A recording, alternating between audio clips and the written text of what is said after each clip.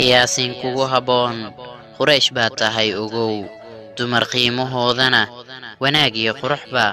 cidna kulama qaybsatee adaa qaatay keliga qurux lagu daray hanaan haybad lagu helo ammaan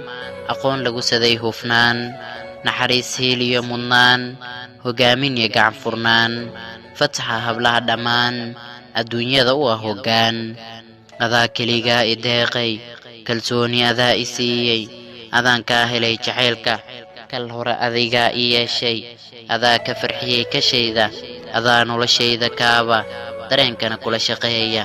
niyaduna keligaa ku jeclaatay haddii kumanaan hortayda karti iyo mid lacag sheegtaba aqoon heer ugu sarraysa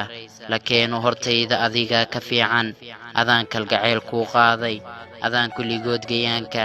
adaan kuu qoray boggayga ma jiro ruux kaalintaada ama kolnimadaada buuxin kara